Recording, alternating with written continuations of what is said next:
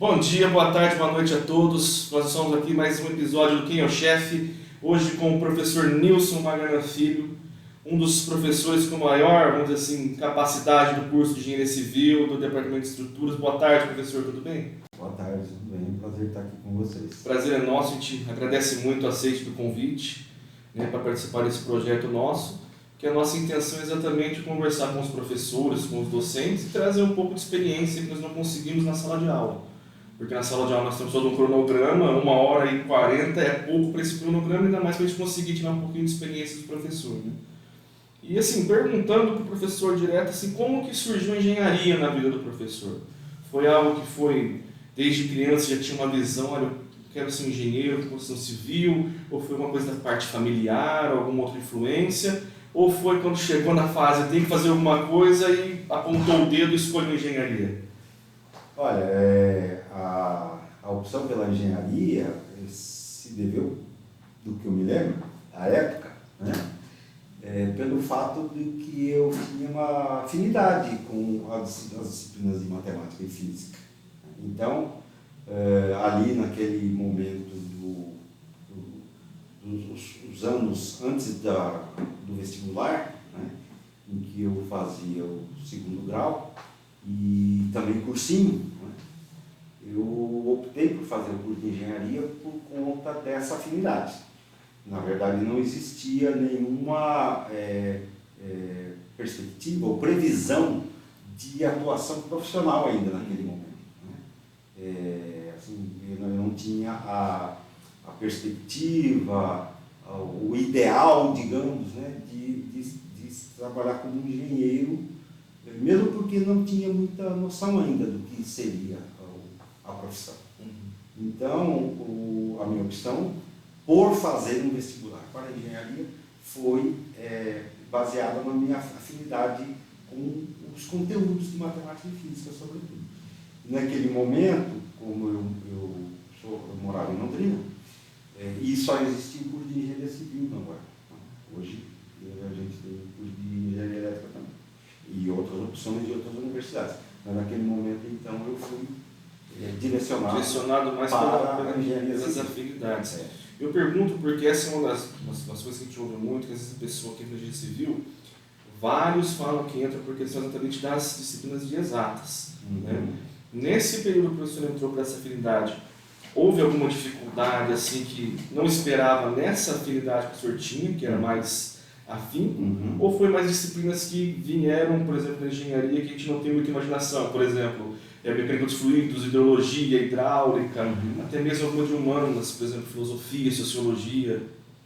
Você me pergunta em relação ao desempenho do curso? Exato, o desempenho assim, o que o professor como aluno ainda. O meu desempenho como aluno eu diria que foi um bom desempenho, apesar de não ter sido aquele desempenho excelente como de alguns outros colegas de turma. Eu nunca fui um aluno de tirar 9 e 10 nas disciplinas, ou pelo menos em todas as disciplinas, como outros colegas de turma foram, né? Eu sempre fui um aluno mais mediano, mas não tive problema com relação ao desenrolar do curso, fui passando pelas disciplinas. O problema que eu senti de início se deveu ao fato de que eu havia feito um curso técnico e havia alguma debilidade, sobretudo nos conteúdos de matemática desse curso técnico que eu fiz. E então, quando eu me deparei, sobretudo com o cálculo diferencial integral no primeiro semestre, naquela época o curso era semestral, eu senti um pouco de dificuldade. Eu comparativamente com alguns colegas que tinham feito outro tipo de segundo grau, eu percebi que eu tinha algumas debilidades. Alguns conteúdos eles já tinham visto no segundo grau, que fizeram, e eu não. Então, eu me deparei com essa dificuldade. Então, isso me exigiu que eu, me dedicasse para além ainda com tempo, com resolução de problemas, resolução dos exercícios lá de cálculo diferencial, para além do que eu via que os meus colegas tinham que se dedicar pelo fato de que eu estava vendo aquele conteúdo pela primeira vez e outros e os outros Já colegas tinham não. visto, já Um exemplo tinham... claro, bem concreto, limites e derivadas. Eu me deparei com isso no cálculo diferencial 1, e os meus colegas já tinham estudado isso no ensino pré-universitário. Eu nunca tinha estudado, não sabia. Não conhecia ali, então eu tive que, de alguma forma, digamos, recompor esse conhecimento que eles já tinham e eu não tinha. Foi um pequeno choque, vamos dizer assim. Foi um pequeno choque. Não foi nada traumático, porque eu consegui ter um bom desempenho, mas eu tive que era algo do tipo, algo que eu estava vendo pela primeira vez e os meus colegas não, já tinham estudado aqueles conteúdos. Nessa parte... Tiveram mais facilidade de aprendizado e de aprovação também. Nessa parte, o professor falou que teve que se esforçar um pouco mais, então veio mais parte de estudo, mais dedicação. Né? Isso. A parte, por exemplo, já pulando um pouquinho, porque aproveitar a deixa, né? Essa parte de esforço e dedicação, o professor teve algum assim, docente que influenciou mais, ou foi... Pergunto porque, assim, normalmente as pessoas são, pelo menos a nossa visão da nossa equipe aqui, tem pessoas que elas têm a docência nata, e tem as pessoas que ela vem no exemplo da docência e ela pega, né? Para mim, em vez, por exemplo, assim, a pergunta é se aí no estudo do afim do professor teve alguém que espelhou para depois seguir a carreira de docente, ou foi com o tempo que o professor foi gradual, que foi vendo? Você disse que a sua pergunta no sentido de eu ter tido algum modelo para que eu me tornasse professor. Exatamente. Sim, havia alguns professores que eram objeto da minha admiração, né, durante o curso. E, obviamente, eles foram inspiradores para que eu, depois de formado, direcionasse a minha carreira para a universidade. Mas não creio que isso foi tão significativo. O que me chamou de volta para a universidade, na verdade, foi um gosto pelo estudo, pelo conhecimento, por estar num ambiente que propicia a troca de informações, a atualização das informações, né? E também uma transversalidade do conhecimento. Digo no sentido de que, dentro da universidade, você tem possibilidade de ter acesso a conhecimento, a colegas, professores de diversas áreas. E isso eu sempre vivenciei dentro da universidade enquanto era estudante. Eu sempre me interessei por participar de outros eventos, palestras, debates políticos, né, eventos diversos dentro da universidade, que eu sempre me dispunha e acompanhava. Então, havia uma certa, digamos, um certo ecletismo intelectual, digamos, né? Uma necessidade de ter as informações mais para além daquilo que era ofertado no curso especificamente. Além do básico que tinha... Além do conteúdo específico, técnico do curso de engenharia civil. Então, a universidade foi o local em que eu percebi que daria vazão a essa minha expectativa. Por isso eu voltei. Essa pergunta porque, assim, nós hoje, pelo menos, digo nós como discentes que entramos, por exemplo, já temos 3 anos lá, os outros que a gente tem contato que entrou depois. Nós temos um pouco de dificuldade porque a maioria dos professores que nós temos do CTU em si, eles são pessoas igual ao professor que estão ali diariamente, a gente consegue ter um contato. Mas tem muitas disciplinas importantes que vêm de outros centros, às vezes com o professor é temporário, a gente não consegue ter esse âmbito e essa conversa com o professor. Então falta um pouco a gente conseguir, por exemplo, se espelhar igual o professor tinha na época. E até mesmo questão, por exemplo, de conversas entre cursos, entre, por exemplo, debates políticos, sociais, de ideologias. Hoje é muito difícil, porque ficou muito enraizado, algumas coisas não tem uma abertura pessoal mesmo disso. Né? Então, porque o que acontece? A pergunta que eu vou fazer para o professor é assim, o que o professor hoje vê, já pulando já para o hoje? O que nós, como alunos de engenharia, podemos tentar buscar na UEL que o professor vê que a gente não busca. Não que a gente não busca, às vezes a gente não tem uma visão clara, não sabe que nós podemos aproveitar isso. Por exemplo, às vezes tem uma reunião de um conselho, por exemplo, estudantil, ou um evento que vai ter, por exemplo, chegou para nós o evento que teria da questão das novas diretrizes, que chegou o convite, mas é apenas um convite online, você não teve uma divulgação, então a gente acaba não ficando sabendo. E para nós, estudantes, às vezes é muito importante. A universidade hoje é muito diferente daquela que eu frequentei enquanto aluno. Né? Naquela época, nós vivíamos um final de um regime, que era o regime militar, foi uma transição de uma sociedade governada por um regime militar para uma sociedade mais democratizada. Então, o que acontecia era que borbulhava, né? Eram muito salientes esses eventos todos, aos quais eu me refiro aqui, os debates políticos, as palestras, os posicionamentos diversos dentro da universidade, né? Então, automaticamente, a gente, enquanto alunos, tinha acesso, era muito mais fácil. Primeiro que, no nosso caso específico da UEL também, a UEL era muito menor do que é hoje, mais ou menos metade do que é hoje. A UEL cresceu muito, é muito diversa, muitos cursos, né? Então, era uma outra época. O que eu percebo dentro da universidade hoje, sobretudo da nossa, da UEL, é que existe uma desorganização no sentido de que os estudantes perderam a relação com as suas entidades representativas. Algumas delas, me parece que funcionam minimamente, mas a grande maioria não. Então, por exemplo, o Diretório Central dos Estudantes não tem feito, no meu entendimento, o papel de organizar, de canalizar as ansiedades, os problemas que os estudantes percebem, sentem cotidianamente na universidade. Os centros acadêmicos. Então, a via, ou as vias para se obter, para se chegar a esse tipo de informação, já que nós vivemos uma universidade muito grande, né, e organizar os estudantes para conseguirem interferir no destino da universidade, no destino do curso, né, debater as questões maiores que envolvem o funcionamento da universidade, a sua autonomia, né. São essas organizações estudantis. Então, no meu entendimento, o que deve ser resgatado e fortalecido?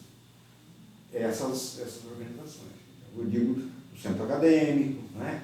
Os conselhos de centro acadêmicos, o Diretório Central dos Estudantes. Então, através dessas entidades, as informações vão chegar, as representações de estudantes vão ser, vão ser compostas, né? Porque há representação de estudantes em todas as instâncias da universidade, desde um departamento até o conselho universitário, passando por todas as instâncias. E a gente vê que faltam os estudantes, muitas vezes os estudantes não sequer usufruem dessa representação.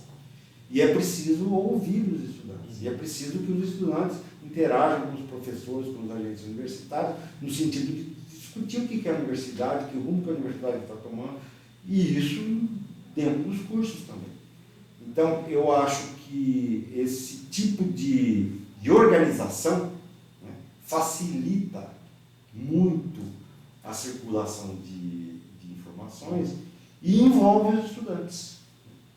Envolve os estudantes nesses debates todos que, no meu entendimento, são a riqueza da universidade.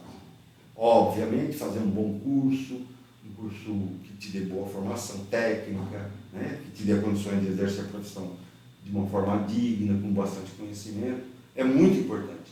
Mas tem algo mais dentro da universidade, que é esse ambiente de conhecimento, de debate político, econômico, social, técnico, que eu vejo que os alunos não usufruem na medida do que deveriam usufruir desse ambiente da Não sei se é universidade. o termo certo que eu vou utilizar, mas talvez só um pouco de socialização ali Exatamente. entre nós todos. Exatamente. Porque, por exemplo, o que acontece? Nós entramos no período pós-pandemia, então a gente ficou ali, eu não sei quanto tempo a gente ficou, só nós ficamos cerca de um ano praticamente sem contato com outras pessoas na universidade. Então, quando nós voltamos, foi um choque, porque nós estávamos já com disciplinas de andamento, com estudos, com cobrança de notas, e tentando descobrir como que funcionava a UEL ali no dia a dia. Então foi um pouco de dificuldade. Muito. Eu posso, assim, creio pelo grupo que nós estamos aqui, também pela nossa turma, que às vezes nós buscávamos algumas informações e a gente não conseguia. Eu creio que foi difícil até exatamente para os professores, para a coordenação geral, e também conciliar aquele momento, mas faltava um pouquinho dessa questão, por isso depois da minha pergunta, o que nós poderíamos ter efetivamente para melhorar. Porque eu acho que além de nós formarmos profissionais, a gente tem que se formar cidadãos, e lá a universidade tem esse papel. E assim, eu falei do sistema da pandemia porque eu ia perguntar ao professor, o professor acha que esse período de pandemia, porque quem já estava na UEL parou, ficou remoto por aquele período longo. E quem estava vindo para entrar na UEL ficou 1 ou 2 anos na escola lidando remotamente, sem contato com a sociedade escolar acadêmica. O professor acha que isso dificultou mais ainda ou acha que é os mesmos termos? Não, eu acho que o período da pandemia foi muito marcante, muito significativo para todos nós, na universidade. E não tenho dúvida de que houve foi uma espécie de um hiato, né? Um apagão, digamos, né? Um apagão da continuidade do ensino, né? da convivência social, da convivência entre os alunos, da convivência entre os professores e alunos. E foi muito, muito significativo e muito ruim esse período, porque o isolamento ao qual a gente foi obrigado a permanecer, né, foi muito ruim. Prejudicou muito o ensino por parte dos professores, prejudicou muito o aprendizado por parte dos alunos, né? E quando a gente retornou, isso foi muito perceptível. Né? E isso está tendo consequência até agora. Sim. Entre os professores a gente conversa muito sobre isso, né? E acho que praticamente unanimidade entre eles e que há um problema colocado hoje que se refere justamente a esse período da pandemia. Quando não propriamente com relação aos estudantes que estavam na universidade e que passaram a ter um ensino remoto e que quando voltaram se depararam com outro tipo de ensino, uma coisa é o ensino remoto, outra coisa é o ensino presencial, muito diferente. Quando não exatamente com esses alunos que já estavam na universidade, também com os alunos que estavam fazendo o segundo grau e que ficaram sob esse ensino remoto também. Então eles entraram na universidade e estão tendo mais dificuldades ainda do que aqueles que fizeram o segundo grau de forma presencial. Por quê? Porque a universidade é um ambiente muito diferente, né? Eu não sei, aí eu apelo para o depoimento de vocês, mas a gente percebe que existe um choque na vida dos alunos do ensino pré-universitário para o universitário. É uma diferença bem grande. Uma diferença muito grande. Né? E alguns alunos se adaptam rapidamente e conseguem fazer os seus cursos de uma forma mais tranquila, digamos. Outros têm muita dificuldade, a gente percebe isso. E mesmo esses que se adaptam, às vezes, alguns se adaptam logo de imediato e outros se adaptam ao longo do curso. Né? Muitas vezes vão até o final do curso com uma certa dificuldade. Agora, com o ensino remoto, isso ficou muito mais prejudicado. Então, essa questão da dificuldade a gente sentiu bastante. Eu posso dizer, com o convívio que eu tenho, que, enfim, assim, como eu falo, eu tenho uma facilidade muito grande de conversar com todo mundo ali, então todos, assim, 90% realmente sentiu muito essa dificuldade.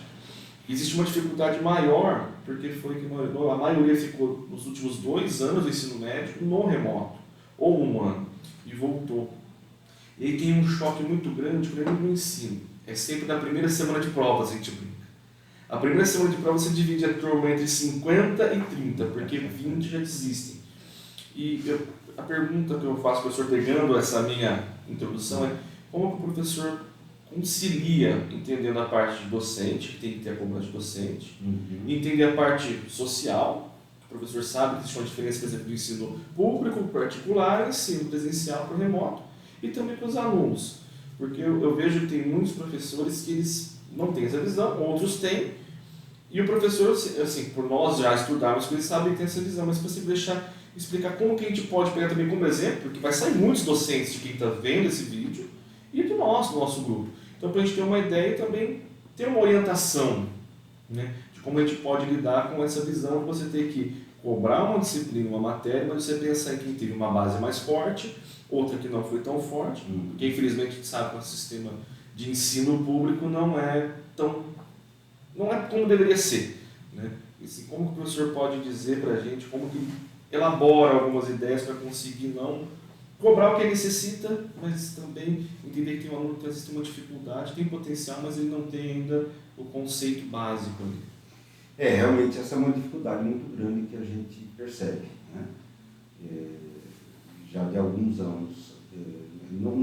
Não se deve só ao fato do ensino remoto da pandemia, não é uma coisa recente. É algo que a gente tem percebido já ao longo de vários anos e não é alguma coisa que eu, particularmente, sozinho percebo, mas nas conversas com os nossos colegas de departamento, tanto lá na área de estruturas quanto nas outras áreas, isso é unânime praticamente, né? O professor fica numa situação como se estivesse sobre um fio, né? Um fio que divide o fato de que é preciso manter a qualidade do ensino, ou seja, é preciso cobrar dos alunos que eles tenham um bom conhecimento, né? Por conta de que na universidade pública, sobretudo, nós temos essa obrigação, digamos, né? Essa prerrogativa, essa obrigação de garantir que os alunos que se formam são bons alunos, têm boa qualidade, têm bom conhecimento, porque isso é uma forma de devolver à sociedade, né, o que a sociedade investe na universidade. E, por outro lado, entender que há alunos que têm mais dificuldades do que outros, né? E isso ocorre em todas as turmas e há muito tempo, né? Então, a tarefa do professor, que é a minha tarefa que eu me coloco também, é tentar, né, dar uma calibrada nesse processo, né? Calibrar o processo de exigência com o processo de entender a dificuldade dos alunos, né?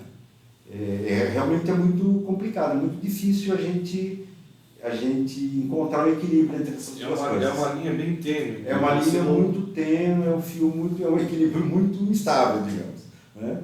Então, e isso depende da turma, né? Depende de como a turma responde ao seu grau de exigência, né? Agora, no nosso caso específico da engenharia, mais ainda na área de estruturas, a gente não pode abrir mão de que os alunos tenham um conhecimento mínimo para prosseguir no curso, né? Mesmo porque, no meu caso específico, eu dou uma disciplina de 2º ano, né? E como já ministrei também no 1º ano, lá da Mecânica 1, então a gente sabe que esses conteúdos são fundamentais para o ensino o conhecimento mais específico que o aluno vai ter ao final do curso. Então nós não podemos abrir mão dessa qualidade mínima, né? E cada turma reage de um jeito. É uma situação elástica, digamos, né? Porque há turmas para as quais você pode exigir mais e a turma responde, né? Ou seja, você elabora melhores conteúdos, você faz provas, digamos, mais exigentes e os alunos respondem, né? Fazem a prova, vão razoavelmente bem e tal, né? E há outras turmas que não, né? Isso a gente não tem noção enquanto não faz, não aplica. Então é um processo dinâmico que vai ao longo de cada ano letivo e a gente vai tentando É uma adaptação constante. É uma adaptação constante, assim. Claro que isso tem também a ver com a qualidade do ensino pré-universitário, né? Então, quando a gente pega uma turma que vem com melhor qualidade, é mais fácil, digamos, fazer um processo de avaliação que exija mais dos alunos, porque a gente sabe que eles vão responder. E há outras turmas que não. E não são, digamos assim, isso não é propriamente culpa do aluno, né? A gente tem que entender isso como um processo dinâmico que não deve ser individualizado no meu entendimento, né? Assim, fulano, aluno, esse aluno, aquele aluno, entendeu? Então, como eu sou professor já há muitos anos, né, então já percebi isso. Já sabe os meandros ali. Exatamente. Eu fui professor de disciplinas da área de estruturas por curso de arquitetura, por exemplo, né, por curso de engenharia elétrica também uma vez, e a gente percebe as diferenças de formação dos alunos, e a gente tem que ir se adaptando, né, na medida do possível. Sempre garantindo que os nossos alunos têm uma qualidade mínima razoável. Eu tenho uma pergunta assim, sobre a questão do nível de formação, mas eu vou aproveitar a resposta para fazer uma pergunta simples. O professor pode parecer uma pergunta até tola, mas para nós, e muita gente está assistindo, é muito válida, que é a diferença entre engenharia e arquitetura. Tem muitos engenheiros que começam o curso e não sabem a diferença, a mesma coisa de arquitetos. E acham que um é independente do outro, quando na verdade, pelo menos para nós aqui, nós entendemos que não, um completa o outro. Mas existe essa questão de eu não sei qual é a diferença ou qual a similaridade, e é um daqueles casos que a gente fala que lá a gente não tem essa informação, e na sala de aula eu não vou parar uma aula de mecânica 2 para perguntar essa diferença, né? Mas assim, aproveitando agora aqui que a gente tem a oportunidade para deixar como um corte para todo mundo saber, e agora vamos entender qual a diferença de engenharia para arquitetura. Responsabilidade pequena agora, hein? Agora eu vou ter que responder agradando aos engenheiros e não desagradando aos arquitetos, né? Só explicar porque uma das perguntas que eu vou fazer depois, se tiver oportunidade, é que o professor ele fez o doutorado em arquitetura. Então ele tem o conhecimento para conseguir explicar para nós essa similaridade e as que são ímpares no caso. Não é uma pessoa que ele vem dar a opinião dele, ele vai dar uma opinião de profissional e acadêmico. Então é uma coisa válida para nós sabermos, né? Tirando assim as brincadeiras à parte, mas é uma coisa que nós temos dificuldade e o professor vai conseguir suprir isso. Olha, talvez dê para começar a responder essa pergunta dizendo o seguinte: não é o caso da UEL, mas em geral o curso de arquitetura nas outras universidades ele está vinculado à área de humanas e não à área tecnológica, como no nosso caso da UEL. No caso da UEL, o curso de arquitetura é do Centro de Tecnologia. Então, isso já, de alguma forma, estabelece uma diferença entre o que é engenharia e o que é um engenheiro civil e o que é um arquiteto. A formação do arquiteto, né? Lógico que eu sendo engenheiro civil, não sou a pessoa mais indicada para falar. Seria bom um arquiteto responder. Depois, se algum arquiteto estiver assistindo, pode complementar e comentar a minha visão. Mas a visão do arquiteto, a formação do arquiteto é uma formação mais ligada ao espaço, né? A questão do ponto de vista urbanístico, a questão social, né? De ocupação do espaço, de inserção dos projetos, das edificações, num contexto mais social, né? eles têm uma formação mais ligada a esse campo, né? Mais ao espaço, mais à beleza estética, né? A estética. E nós, engenheiros civis, a nossa formação, não que nós não tenhamos esse tipo de formação, nós temos também um pouco, muito menos, muito menor do que eles têm. Mas a nossa formação é mais técnica mesmo. Nós somos treinados, formados para projetar estruturas, projetar instalações hidráulicas, instalações elétricas, né? Então a nossa formação é mais técnica, é tecnológica mesmo, né? E aí é uma formação contra a outra, não, são formações complementares, né? O ideal do ponto de vista da atuação profissional é que, para determinadas situações, o arquiteto e o engenheiro trabalhem juntos.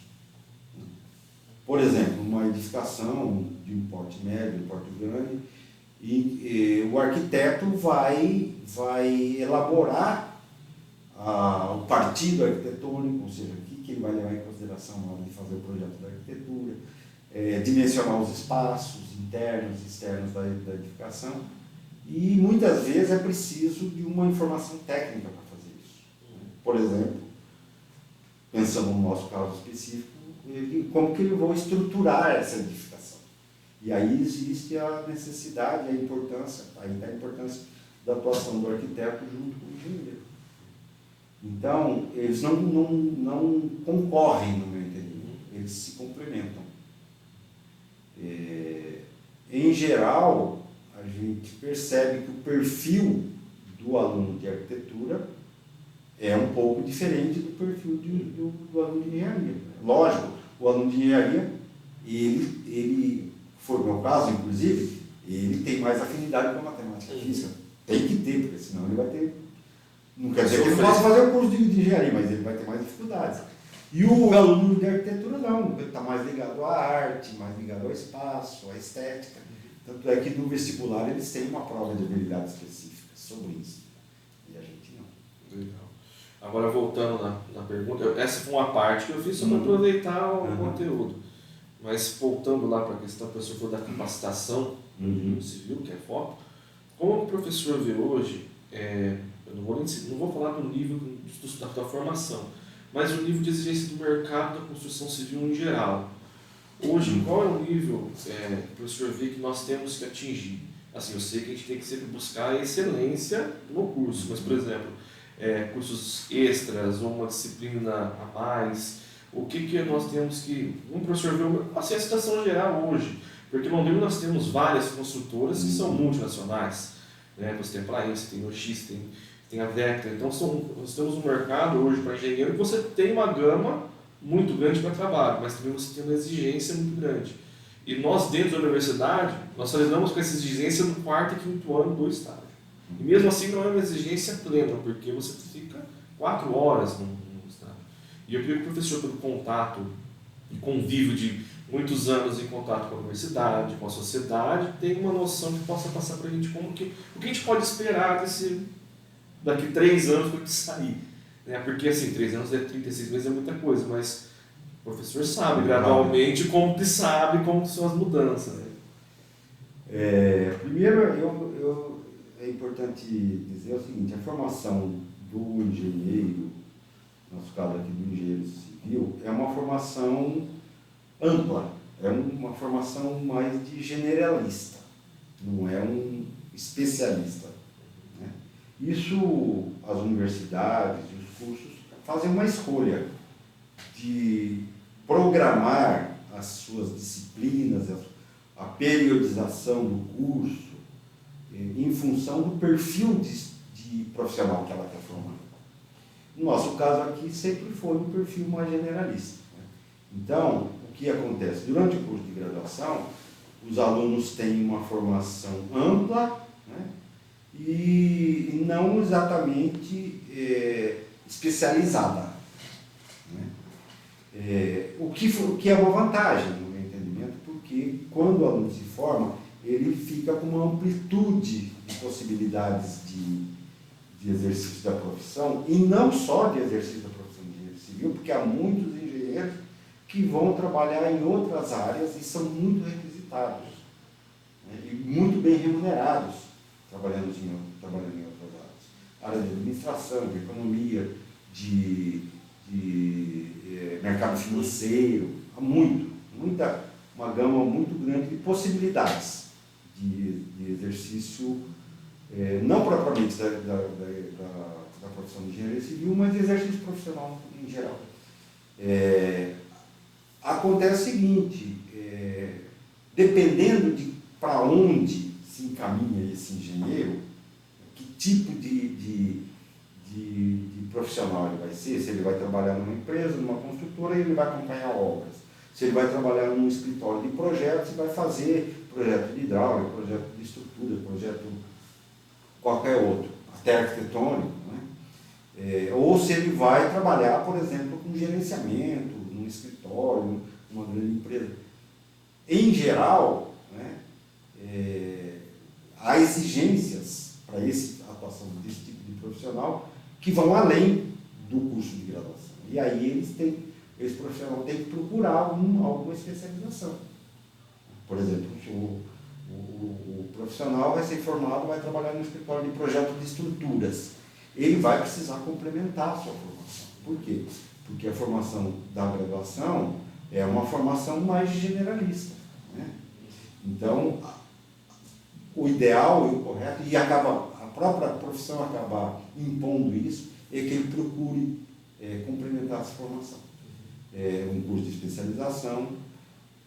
Hoje em dia, até o mestrado, né, de um bom tempo para cá, o mestrado também já é considerado uma formação complementar para quem vai exercer a profissão no mercado de trabalho, né?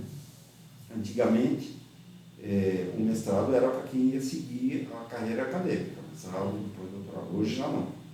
Então, assim, esse engenheiro formado com esse tipo de formação mais generalista, em geral, quando se coloca numa determinada fatia do mercado, vai ter que procurar se é uma formação complementar, que muitas vezes a própria universidade pública oferece, né? Até porque isso a gente está falando mais do pessoa particular, para trabalhar fora. Isso. Mas, por exemplo, até mesmo pessoas como docência, como o professor teve, pegar o exemplo do professor, né, me corrija depois se eu estiver errado, mas também tem que ter esse empenho no desenvolvimento da carreira de conhecimento. Sim. Porque, por exemplo, pegando a questão do doutorado que o professor fez, isso não foi que o professor nunca citou, nunca conversou com a gente, até por questão de cronograma, mas a gente depois soube, a gente foi buscar, que foi sobre a questão de resíduos. Vamos reduzir o tema para não que é muito longo, mas é uma coisa que envolve sustentabilidade. Que lá, quando o professor fez a formação, não vou falar em anos, não é nem pela questão de ser muito tempo, mas sustentabilidade é algo muito forte nos últimos 15, 20 anos, ainda estou exagerando, mas é só para citar que é uma coisa que o professor jamais imaginaria que precisaria trabalhar e no desenvolvimento da engenharia da construção civil, e gerou um projeto, né? Exatamente. Foi uma situação para a qual eu fui levado, na verdade, porque o meu doutorado foi ligado à arquitetura, mas foi numa área tecnológica, mesmo porque eu não tenho formação, aquela formação que eu estava falando aqui do arquiteto, eu não tive, né, sendo engenheiro civil. Então, eu acabei fazendo o doutorado na arquitetura, no Instituto de Arquitetura e Urbanismo lá da USP de São Carlos, e obviamente, sendo engenheiro civil, eu procurei uma área que fosse mais afim comigo. E dentre as que havia possibilidade, eu acabei me direcionando para a área de resíduos da construção civil, né? E fiz um estudo e escrevi minha tese, defendi a tese nessa área. Mas, sem dúvida, é uma área recente. Quando eu fiz meu curso de engenharia civil, não era um tema que estava colocado para a sociedade, para a minha formação, para a nossa formação enquanto engenheiro. Apesar de que, na época, e aí eu volto lá no começo da nossa conversa aqui, sobre a questão da transversalidade, da possibilidade de você ter conhecimentos, acompanhar debates, palestras, né, posições que são que vão para além da especificidade do curso. E eu me lembro muito bem que naquela época eu acompanhei algumas palestras muito interessantes sobre a questão ambiental, né? E havia já uma ou outra pessoa se dedicando a levantar essa questão. E já lá atrás, há muitos anos atrás, colocava a questão de que era necessário começar, naquele momento, já tomar consciência e se preparar para os problemas ambientais que viriam. Depois, muitos e muitos anos, eu acabei optando por fazer a tese de doutorado estudando o problema de contaminação e resíduo de construção civil. E, então, assim, isso mostra o dinamismo, inclusive da profissão, né? Que não necessariamente vai acontecer só com quem está dentro da universidade. Imagine que um engenheiro que se formou, um colega meu que se formou comigo lá atrás, que fosse trabalhar numa empresa, numa construtora, naquela época não se tratava desse tema, não era uma coisa colocada com a importância que se tem hoje, mas hoje ele tem essa importância. Então, são problemas que apareceram e que têm que ser tratados e resolvidos. E nós, engenheiros, somos treinados para fazer isso, né?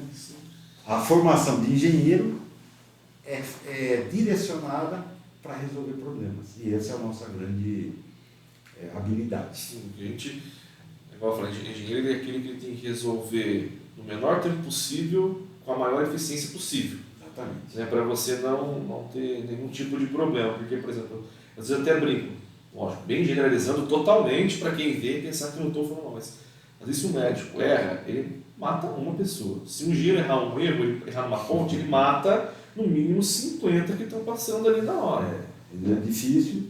Exato. Não, é difícil. Eu tenho, por exemplo, tem algumas pessoas que eu nem entraria sobre a plaquinha que foi ele que fez. Né? Agora, voltando, mudando um pouquinho o foco, porque assim, o professor ele é docente, tem projetos, ele também participou de vários órgãos ali, foi representante do sindicato. Como que o professor conseguiu conciliar tudo ao mesmo tempo? Assim, eu pergunto porque nós estamos na universidade, nós temos um cronograma de aulas e a vida pessoal. E muitos têm dificuldade de conciliar só esses dois. Então, você conciliar docência com vida particular, com vida profissional, com vida de questão, por exemplo, de ser representante do sindicato que tem a sua importância, de outros órgãos da UEL. Pode ser uma pergunta que não tem muita ligação, mas tem tudo a ver. Porque daqui a pouco a gente vai sair para o mercado de trabalho, a gente vai ter que lidar com várias coisas ao mesmo tempo. Exatamente. Realmente... E fora a responsabilidade, porque não é nada que não é assim, que eu não tenho responsabilidade, eu só faço parte, mas o professor foi inerente a cargos que é a responsabilidade máxima, né? Exatamente. Eu, quando estava fazendo doutorado, era o presidente do sindicato, professor. Realmente foi um período, né, que de muitos anos eu tive muito envolvimento com todas as instâncias, praticamente, de representação dentro da universidade, né? Conselho universitário, eu já sou membro há muitos anos, fui presidente do sindicato durante 3 mandatos, fui vice-presidente de outro mandato e nos outros mandatos, apesar de não ter cargo de presidência ou vice, eu estava sempre presente por mais de uma década e meia. Então, paralelamente, ministrando as aulas lá no curso de Engenharia Civil, alguns anos também, vários anos no curso de Arquitetura, e sendo representante no Conselho Universitário durante todo esse tempo também, e outras instâncias da universidade, comissões, né? Então foi um período muito rico, pessoalmente, né? De muito envolvimento para fora do meu departamento, do CTU, mas eu acho que a possibilidade de conciliar tudo isso no meu caso específico, teve a ver com o fato de que eu estava assim, me sentindo muito bem fazendo isso. Eu tinha muito prazer em estar nessa condição, tanto no sindicato, quanto nos conselhos, quanto nas comissões, né? E então ficou tudo mais leve para mim. Eu fiz isso com muito prazer, com muito envolvimento, né? E acho que isso me deu condição de aprender muito, de colocar em prática toda a formação para além da engenharia que eu tive, né? Mesmo na época ainda fui estudante, e desempenhar, assim, desempenhar razoavelmente todas esses papéis, essas funções, e com muito envolvimento, como foi muito prazeroso. A minha escolha por voltar à universidade e me envolver com tudo isso teve a ver com o fato de que eu sempre quis dar o retorno da minha formação que eu tive na UEL, dar o retorno para a UEL. Por isso eu me dispus a ter todo esse envolvimento, para além de um docente que ministra as aulas regulares lá para o curso de engenharia civil, para arquitetura, e eu fiz questão de ter esse outro patamar de envolvimento com a universidade. E isso foi uma opção mesmo, uma opção pessoal, política, né? E me senti sempre na obrigação e com muito prazer de ter esse processo de envolvimento com a universidade, defesa da universidade, defesa dos docentes. Eu acho que é uma visão que o professor comentou lá no começo, que a gente pontuou, que é uma questão de trazer uma questão de pensar na sociedade em geral, na comunidade que você vive e tentar evoluir ela, mas sempre tocando o pensamento, sem ter uma visão única, né? Isso eu vou pegar porque eu vou fazer um comentário, que o professor foi candidato a reitor na última eleição. Minha visão, né? Se o professor quiser depois que a gente corta, mas o professor não teve o desempenho que a gente, eu acho, hoje vendo que poderia ter, exatamente pela pandemia. Teve 2 anos ali que o contato se perdeu para os alunos e também para os docentes. Mas no projeto que o professor tinha, que eu tenho lá até hoje, o panfleto que o professor deixou, tinha umas coisas interessantes para os alunos, que era a questão da moradia, a questão dos auxílios, ou questão de outros cronogramas que envolveria os alunos, que eu não vou entrar no mérito de hoje não ter, porque eu não tenho outra pessoa para se defender aqui, ou para dar a opinião dela e etc. Mas eu pego essa ponta porque uma das coisas que a gente sente falta é quando você sai da universidade, eu como já sou formado e eles não sentem isso, é se você não achar uma função ou um trabalho como você pode utilizar esse seu conhecimento. E um exemplo simples, né, que pode gerar, por exemplo, um curso de empreendedorismo para um engenheiro civil, para ele conseguir gerar. Se o professor acha que existe algum pensamento desse que seria válido no CTU ou alguma coisa voltado para o engenheiro, porque nós temos a gente trabalha no mercado financeiro, nós trabalhamos em banco, nós trabalhamos em qualquer área, pela questão de raciocínio lógico, de exatas. Mas de você criar o próprio, eu acho que nós sentimos um pouco de falta disso. Que outros cursos têm que não tem tanto ênfase vamos dizer, nas exatas, no pensamento raciocínio lógico, mas a gente vê que às vezes nós trabalhamos muito para advogados, para administradores, que não tem esse afinco que nós temos. Então, se nós tivermos uma pequena base, a gente conseguiria focar muito mais. Isso pensando no engenheiro. Agora, nós somos engenheiro, um arquiteto e um engenheiro elétrico. Olha, aí eu vou particularizar essa questão do nosso caso específico da UEL e do CTU. Nós temos, na minha avaliação, e essa é uma avaliação antiga que eu faço, né, de longa data mesmo, porque isso não mudou.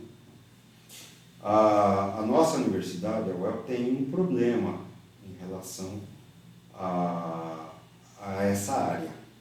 A área tecnológica, numa universidade do porte da UEL, numa cidade como Londrina, numa região no entorno de Londrina, né?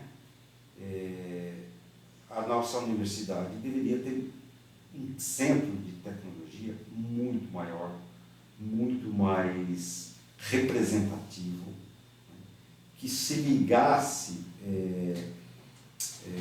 muito mais fortemente com canais, com a sociedade londrinense, com o poder público municipal também. E para isso, nós precisaríamos ter mais cursos. O nosso problema, o problema específico do CTU e um dos problemas da UEL é o fato de que nós temos 2 cursos de engenharia. A Universidade do Porto da UEL tem mais de 50 cursos, não pode se dar o luxo de ter só 2 cursos de engenharia. Ela precisaria ter um setor, um centro tecnológico muito mais desenvolvido, muito mais amplo. E aí essas possibilidades que você coloca iriam se apresentar. Por quê? Porque nós teríamos mais braços da UEL através do centro de tecnologia, através da formação e da oferta de mão de obra qualificada, de serviços, né, para a cidade de Londrina e para a região, o estado todo, digamos, de uma forma muito mais arraigada, muito mais penetrante, né? Nós precisamos esticar os nossos braços, né, para áreas que a UEL não possui. Então, esse é um dos principais problemas que eu sinto na nossa universidade. O fato, concretamente, o fato do centro de tecnologia da universidade ser muito pequeno.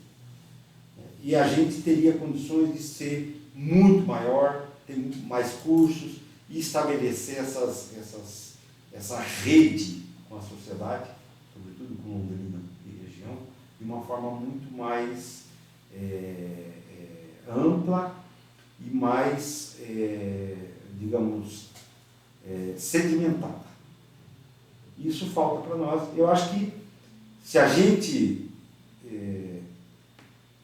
conseguisse transformar o patamar do centro de tecnologia dentro da universidade através da abertura de novos cursos, e isso é uma questão que eu levanto há muitos e muitos anos, né, nós teríamos muito mais representatividade, a cidade ia ganhar muito, né, a região ia ganhar muito.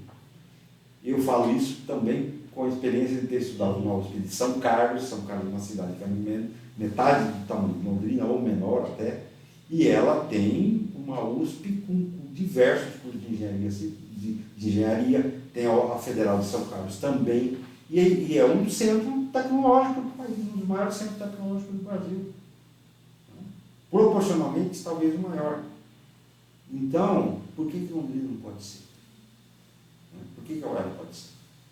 E aí a gente teria muitas possibilidades de estabelecer essas relações, de ofertar cursos e assim, de ter uma relação melhor com o mercado. Né? A relação ficaria bem mais vantajosa para a gente, vantajosa tanto para a parte para generalizar a sociedade geral da cidade, quanto para nós, né? Que é uma dificuldade que a gente vê hoje, porque assim, existem pessoas que fazem engenharia e acabam não gostando da engenharia e termina porque vai. E ela não tem essa dificuldade depois para seguir. Né? Outra coisa que, aproveitando que a gente vê o professor hoje, qual que ele vê que é a maior dificuldade que o professor vê hoje em questão do mercado da cidade, no geral, não só da engenharia civil. Porque eu falo que a engenharia civil, a construção civil, o motor mexe com a gente como se fosse um motor. Tudo nos envolve.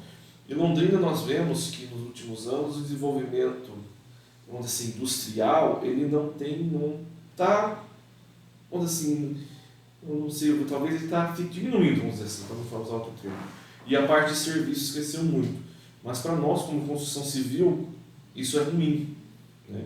E o professor, por essa questão de contato, até mesmo a questão, vamos dizer assim, de generalizar a palavra política, tem uma noção de como que a gente qual a dificuldade que nós podemos ter daqui a algum tempo.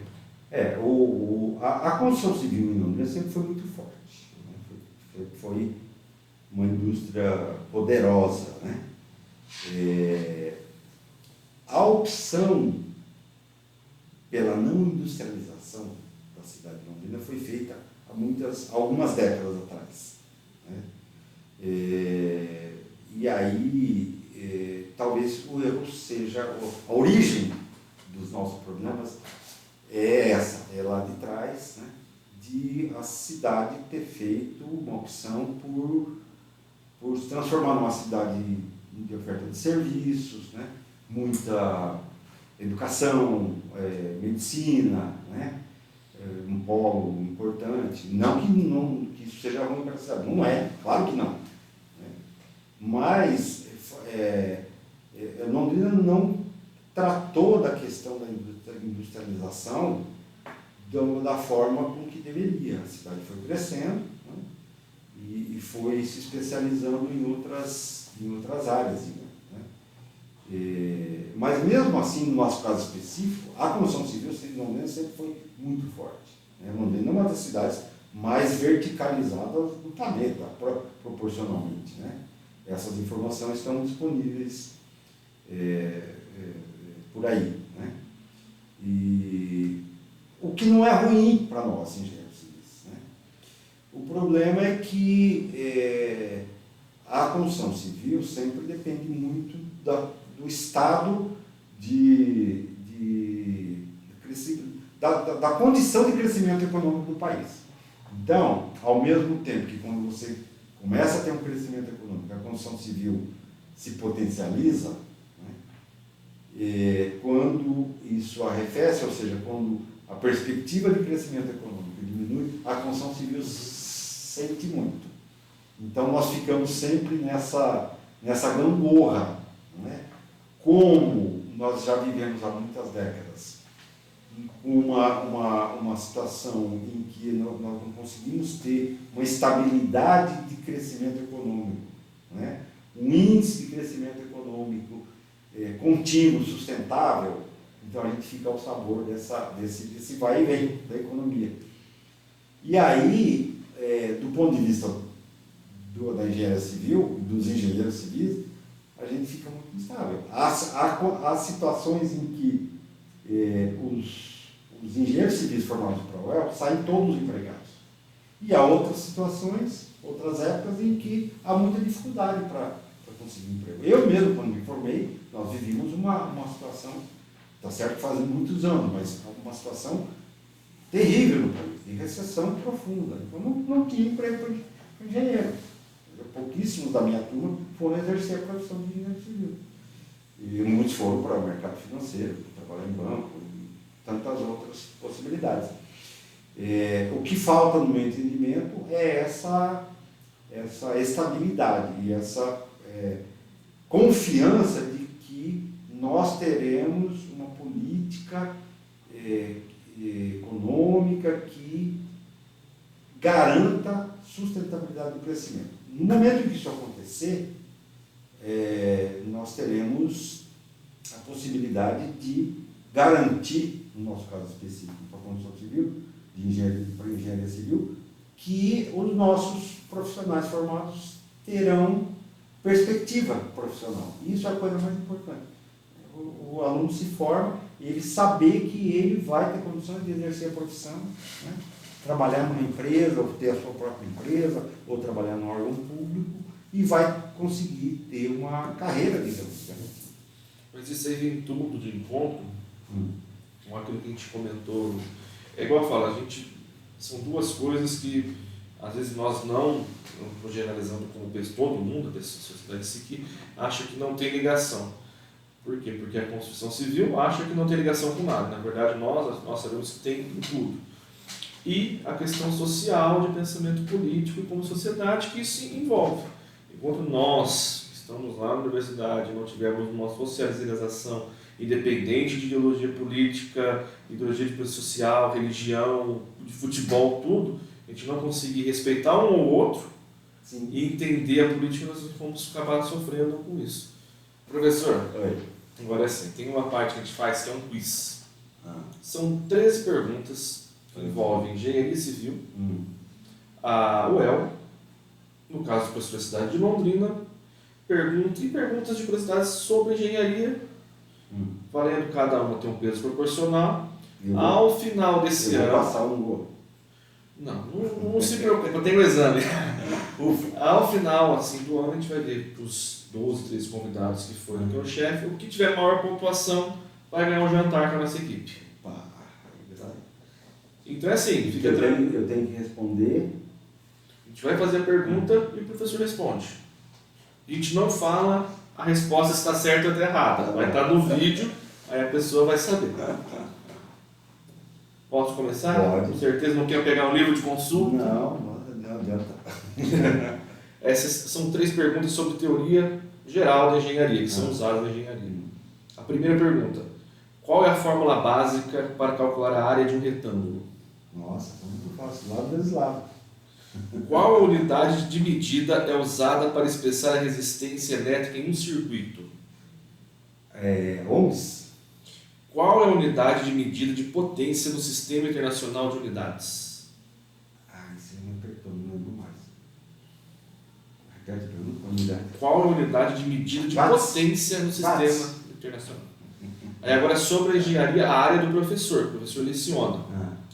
Princípio dos trabalhos virtuais foi desenvolvido em 1717 por...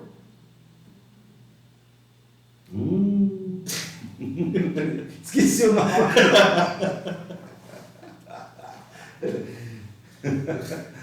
Ai. Aí não tem a ver com o curso, tem a ver com a idade. Esqueci, pula. Método simples para obter esforço normal entre liças. Método simples? Método dos nossos. Aí agora é sobre a UEL. Quantos centros de ensino a UEL possui atualmente? 9. Qual é o nome do mascote do vestibular 2024 da UEL? O nome é o Piu, não é Piu. É um passarinho, professor. É um passarinho, pois é, mas eu não estou conseguindo lembrar o nome.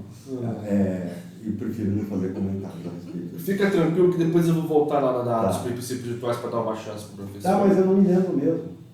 Aí agora sobre... E aí é um problema de esquecer o nome. É problema da RG. É problema da RG. Aí agora de Londrina. Qual político foi prefeito de Londrina por 3 vezes? 3 vezes. Antônio Bellinati. Por enquanto. Exato. Qual o nome do aeroporto de Londrina? Aeroporto José Richo. Aí agora sobre geral da engenharia, obras. Qual o ano de inauguração da Torre Eiffel?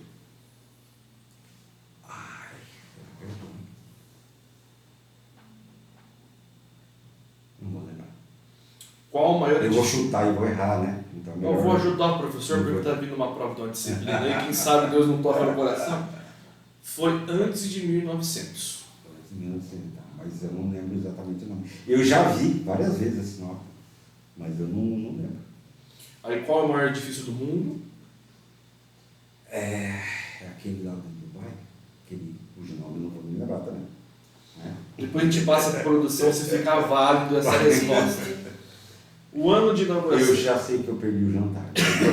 Ainda tem chance. Qual o ano de inauguração de Itaipu? O ano de inauguração? 1970.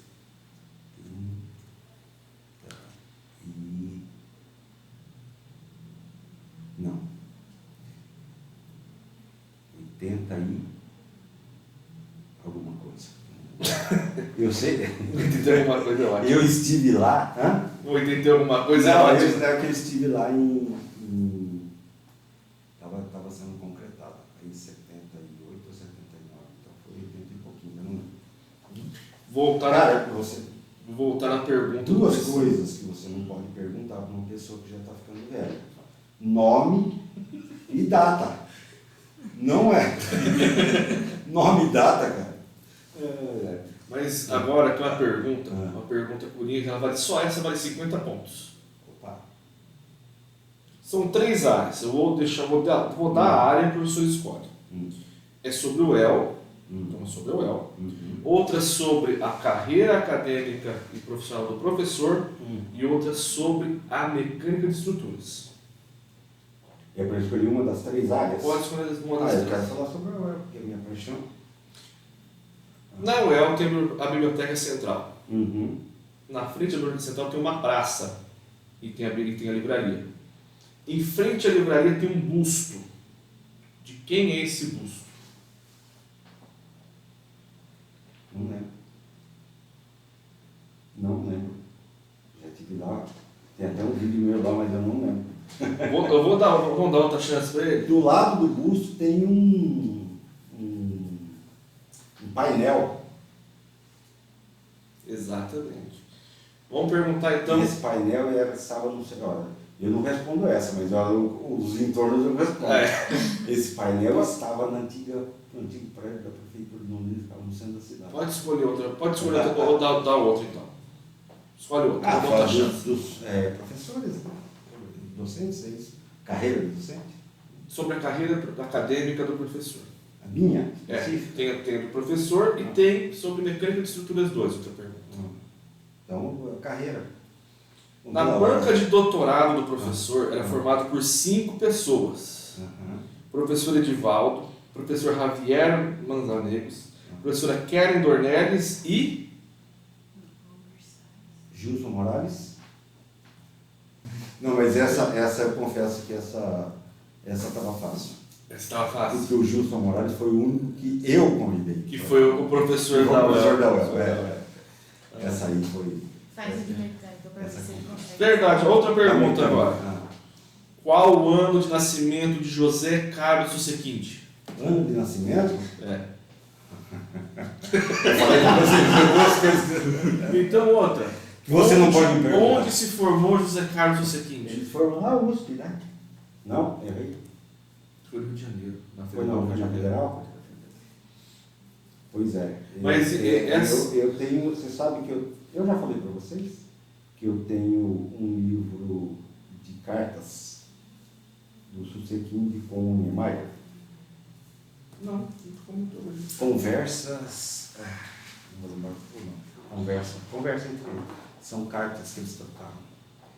Mas eu não li o livro ainda. Então, por isso que eu não sei a data de nascimento. Eu sei que ele, quando se formou, ele estava procurando um estágio, um emprego, ele foi e entregou estágio em uma empresa. Um currículo, na verdade, um estágio. O Niemeyer conhecia uma pessoa que trabalhava lá no dia, por coincidência pegou o currículo dele, ele estava precisando de um, chamou ele para conversar e a partir de todas as obras dele foi feita por ele. Até o falecimento dele, que foi, nossa, aí agora não vou lembrar. Do Susequinde ou do Niemeyer. O Susequinde até ontem era vivo, hoje eu já não posso garantir se ele está vivo ainda. Mas essas datas de nascimento eu não sei. Essas coisas nunca soube. É por isso que eu falo, é a mesma coisa pra gente quando o professor bota lá calcula o esforço da viga, é complicado. É verdade, é verdade. Mas assim, é bem simples, é só coisa. Agora que acertou 50 pontos, mas quem sabe o professor não tá. Eu ganho o almoço. Lógico, é um jantar ali no X Batistinha, sabe? Perto da Benjamin Quintino. Vou fazer propaganda de graça, tá vendo, Ale? Então, professor, mas isso aí, assim, foi só para descontrair um pouquinho, né? Alguém tem uma pergunta? Depois vocês me passam, deixa eu Faz a pergunta que você sempre faz, qual que ele teve maior dificuldade quando era aluno. Tá bom. Professor, quando você estava fazendo sua graduação ainda, qual foi a matéria que você teve mais dificuldade? Mais dificuldade? Deixa eu me reportar aqui. Eu falo para os alunos sempre que tem uma matéria que eu acho que eu qualifiquei como a mais difícil, que é a matéria que o professor Fujita, que apareceu na foto ali agora há pouco, ministrava. Mas não foi a matéria em que eu tive mais dificuldade, apesar de eu qualificar como a mais difícil. A que eu tive mais dificuldade, deixa eu me lembrar aqui.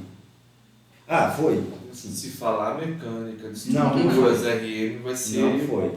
Não, foi cálculo diferencial integral 1, que foi justamente a disciplina, como eu relatei aqui no começo, a disciplina com a qual eu me deparei no primeiro semestre, que apresentou conteúdos que os meus colegas já tinham visto e eu não, já tinham visto. Então foi a disciplina que eu tive mais dificuldade. Cálculo 1. E agora outra pergunta. Se você pudesse escolher alguma outra coisa que não tivesse a ver com engenharia para trabalhar, o que você escolheria? Outra área? Eu apesar de não conhecer tecnicamente nada, mas eu seria músico, eu queria ser trompetista ou algo assim, músico de jazz, é o que eu gostaria. Hoje. Ainda dá tempo? Dá Se o tempo. professor ganhar na Mega Sena os Me aposentar, 67 comprar um milhões... saxofone, Aí, um saxofone e ser músico de jazz. Projeto da UEL, professor. Ah. Tem ainda vontade de tentar uma coordenadoria, uma reitoria ou voltar para a presidência, por exemplo, do sindicato? Não, voltar para a presidência do sindicato eu não tenho vontade não. Apesar de que algumas pessoas me sugerem isso, né? Falam que eu deveria voltar.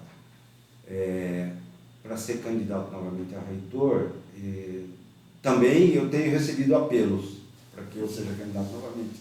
Mas, assim, eu não tenho hoje nenhuma definição a respeito. Se eu tivesse que dizer algo, se me perguntassem hoje, amanhã tem inscrição para ser candidato para a eleição para reitor, você vai ser candidato? Eu diria que não. Então, eu acho que eu vou continuar fazendo um trabalho político em defesa da universidade, mas não necessariamente ligado a algum cargo. Pode ser até que eu acabe sendo candidato de novo a reitor, até voltando a presidente do sindicato, mas não tem essa aspiração perspectiva, agora. essa aspiração. Não. Mas enquanto eu estiver na universidade, eu vou trabalhar politicamente em defesa da universidade. Seja ligado a algum cargo ou não, como eu estou hoje. Não, sim, até porque o perfil do professor desde sempre lutar pela... Eu falo comunidade, às vezes tem gente que não entende, mas a comunidade é tudo que envolve onde você está inserido e o meio que você vive. Então a comunidade universitária da UEL, creio que o professor tem... o professor vive mais ali do que, por exemplo, na própria residência com questão familiar. Porque docente, aluno, membro de várias coisas, então o tempo que o professor fica ali, se for calcular, deu um tempo maior do que outras coisas. Isso, né? Mais do que isso, né? Como eu fiz o meu curso de engenharia civil na UEL, depois acabei de completar 30 anos de UEL como docente. E trabalhei também 6 meses lá num escritório de projeto, logo um pouco depois de formado, que foi criado dentro da UEL. E mais da metade da minha vida está ligada à UEL. Então, tenho mais da metade do tempo que eu vivi até hoje, eu estive ligado à Universidade de São Paulo de Londrina. Então, é uma ligação muito forte, né? Muito forte. Se o professor hoje, vamos supor que tem uma máquina que transportasse uma mensagem para o Nilson quando eu fosse iniciar a engenharia civil, que mensagem o professor passaria para você mesmo? Lá Isso, atrás? lá atrás. Tá. Uma Passei mensagem... no vestibular. Passou no vestibular e começou a engenharia. O que o professor agora, com experiência, com a vasta amplidão de conhecimento que teve do mundo, falaria para você mesmo, que é para quem está assistindo a gente, que está iniciando agora o curso ou está no curso? Apesar de eu ter sido um aluno que me dediquei bastante ao curso, né? Claro, e fiz o curso de uma forma muito séria, digamos, né? Estudava bem e tal. Eu diria para mim mesmo que eu deveria estudar mais ainda, né? E aproveitar melhor ainda o meu tempo lá atrás, né? Com relação ao conhecimento que as disciplinas me passavam e me envolver mais ainda com as questões fora do curso, né? vivenciado razoavelmente bem isso dentro da universidade, mas eu enxergo que eu poderia ter me envolvido mais ainda com as questões ligadas à universidade naquele momento. Então era isso que eu falaria para mim, se eu pudesse me transportar lá no tempo. Mandar uma mensagem para você. Isso. E para nós, o que o senhor deixa de conselho?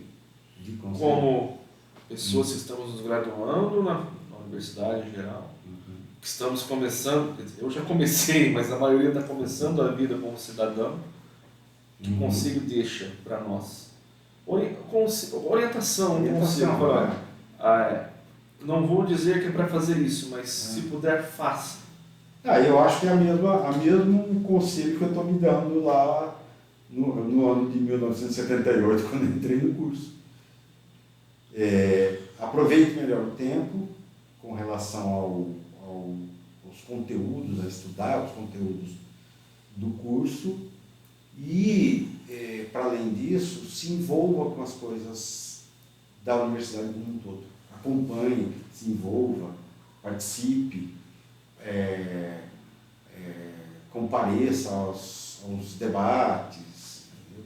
Se envolva com a vida universitária para além do curso, né? Com as questões que têm a ver com a existência da universidade, com a importância da universidade e com a manutenção da universidade pública. Eu acho isso fundamental. Isso é o que eu chamo de molho da passagem da gente pela universidade. Uma coisa é a gente ir lá, assistir às aulas, fazer prova, estudar. Muito importante isso, né? Se dedicar e bem, tirar boas notas, né? Valorizar as aulas, que é uma coisa que eu falo sempre para os alunos que falam.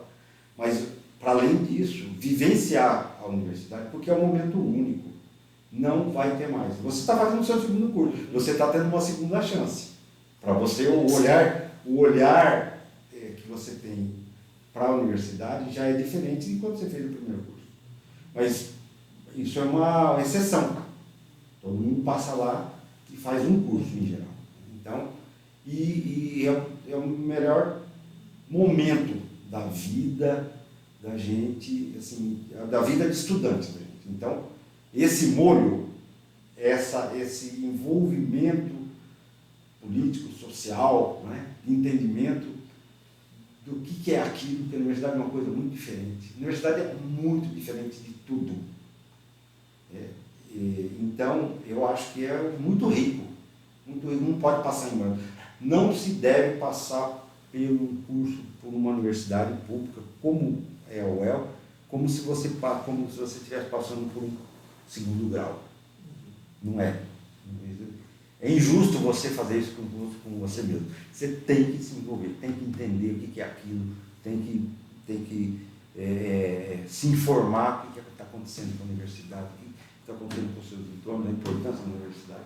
E o conselho que eu dou para os alunos que estão assistindo é esse. Né? Eu tenho uma frase que, vamos ver se o professor concorda, que o aluno de engenharia, principalmente assim, falando da UEL, só começa o curso de engenharia depois do primeiro exame.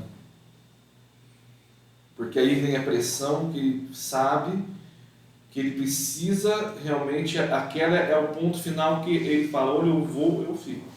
Tem gente que acha que é brincadeira, mas é verdade, porque é ali que você sabe que é a pressão que você vai sofrer por muitas vezes pela vida profissional. De você entregar um projeto na data correta, de você estar atrasado com uma obra, de você ter, pessoalmente, por exemplo, uma prestação de apartamento para pagar. Né? Então, como disse o professor Vive, aproveita essa fase agora, porque ela não volta depois. Se voltar depois, ela não volta do mesmo jeito. Né?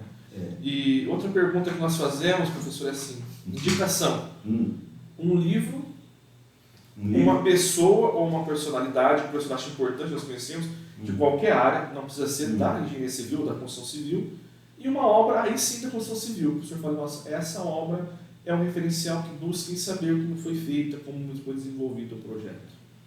Tá. Um livro, uma pessoa e uma obra. Exato. Tá. Livro... Eu indicaria...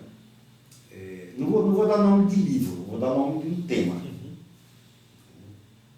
Filosofia. A gama é muito grande, mas eu indicaria um tema que seriam os princípios da filosofia. Todo mundo deve ler. E aí tem uma série de livros, posso até indicar. Poderia até falar algumas, não vou falar. Assim, princípios de filosofia. Um tema. Aí me escolhe um livro, dá para fazer uma busca na internet, vai aparecer um monte. Né?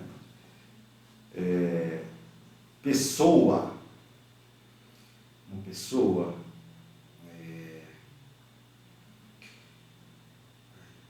complicado, né? É muita gente. Eu vou fazer uma homenagem a uma pessoa que eu admiro, que não é nem engenheiro, nós falamos dela agora há pouco, que morreu faz pouco tempo, o Oscar Niemeyer, né? Porque ele é um profissional da nossa área, apesar de não ser um engenheiro civil, mas é um arquiteto, e que é uma pessoa na sua essência, ele é ligado à questão social. Então ele não concebe a arquitetura fora da sociedade. Assim como a gente não pode e não deve conceber engenharia fora da sociedade. Então nós estamos inseridos nesse mundo complexo. Eu indicaria o Oscar Niemeyer. E uma obra, nossa, são tantas, hein? Deixa eu ver uma aqui. Eu vou pensar numa de Londrina, né?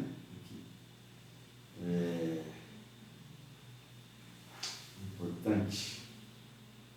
Eu, assim, pela obra em si, mas não só por isso, pela importância que ela tem para Londrina, é a concha acústica. Porque a concha acústica é uma obra diferente, né? Uma concha. Quem passa olha, né? O leigo que olha aqui e fala, mas como é que isso não cai, né? Alguma coisa assim. Mas mais do que isso, ela tem uma importância histórica, política, cultural para Londrina que é muito rica. Muito forte, muito rica. Então eu vou indicar a concha acústica. Legal. Mas foi essa a nossa intenção, trazer o professor para conversar um pouquinho de tudo e conhecer um pouquinho mais, né?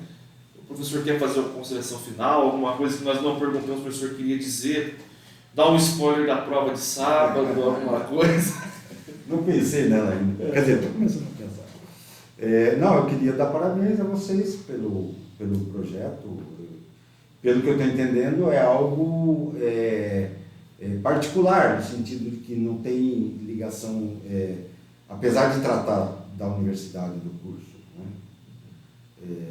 Praticamente todo o tempo, pelo menos foi o que eu senti aqui, ele não está vinculado formalmente à universidade. E eu queria dar parabéns para vocês por essa iniciativa, que eu acho muito interessante. E isso tem a ver com aquilo que eu acabei de falar, com o fato de você passar pela universidade e se envolver com questões para além do seu curso, seja qual ele for. Então, eu fiquei surpreso quando recebi o convite, agradeço intensamente, espero ter atendido a expectativa, mesmo não respondendo 2 ou 3 perguntas, né, que depois eu vou levar para casa para estudar. Né? Mas parabéns a vocês e que vocês levem adiante isso, né? Tomara que cresça, que os colegas da universidade, do curso, do CTU e outros cursos tenham acesso e acompanhem, né? E acho muito, muito bacana, muito interessante. E isso tem a ver com aquilo que eu estava falando, que é o envolvimento com a universidade para além do curso específico, né? Sem deixar, obviamente, o curso de lado. Jamais. Nosso intuito foi exatamente esse, né? Algo que é voltado exatamente para o curso, para a construção civil, para a engenharia, focado, a gente não tenta desfocar do assunto, né? E nosso principal foco é se formar. Então, a gente, primeiramente, é isso. Isso aqui é nas horas que nós temos ali no cronograma, uma vez por semana para fazer. A gente agradece o professor por ter aceito. Já vamos para esse é o 4º episódio. A gente considera o professor, mesmo por questão de agenda, que A gente sabe que o professor dá aula todo dia, então assim, aproveitamos hoje que foi uma data ímpar que não tem aula, então hoje a gente vai conseguir. Né? E agradecer ao professor, desejamos aí sucesso professor na carreira, que continue sendo um bom docente. Né? E deixar aqui aberto uma consideração que às vezes na UEL a gente não consegue passar, que é que tem muitos docentes que a gente acaba sempre conversando, o professor já foi aluno, que é o docente que a gente lembra por 3 motivos. Ou aquele que a gente fala que não gosta porque não aprende nada, aquele que a gente não lembra de jeito nenhum, ou aquele que a gente lembra porque o professor foi um bom professor. E o professor, no caso, é a terceira opção porque a gente tem dificuldades, posso falar por mim, o professor sabe muito bem, quem está no vídeo sabe também, porque nós temos a história de cada um, mas eu fui um professor que sempre foi aberto, a gente sempre conseguiu um diálogo, e foi, assim, sempre com o máximo de respeito e confiança para a gente. Então, a gente agradece o convite e o aceite dele, deixa aqui também o nosso obrigado e o professor saber que na carreira profissional ao longo de 30 anos tem surtido um efeito bom. Né? Que também é importante a pessoa saber quando ele é um papel importante e ter essa noção e ter o retorno. Ótimo. Eu agradeço o reconhecimento. E, como eu falei, espero que essa iniciativa de vocês se prolongue. Né? Nossa, que eu, assim, nos 30 anos que eu estou como docente da UEL, eu nunca vi. Né? Então, por isso fiquei surpreso, nunca vi uma ideia, um projeto como esse, achei muito interessante, muito legal. Se Deus quiser, vai dar tudo certo e futuramente traz o professor aqui para conversar de outros assuntos que nós elencamos aqui não chegou nem na metade, porque é muito assunto. Se a gente for prolongar daqui a pouco, acaba ultrapassando o tempo que a gente deixou estipulado. Estou à disposição para a gente fazer outro episódio quando vocês quiserem. A gente agradece, professor. Vou estudar as perguntas que eu não respondi A gente manda, e aí você faz de novo. A gente faz outras perguntas diferentes agora, porque afinal... Agora a gente vai perguntar agora sobre treliça, sobre grelha. Vamos lá. Talvez eu me saia melhor. Mas o professor não lembrar do Giovanni Bernoulli, professor. Pois é. Bernoulli.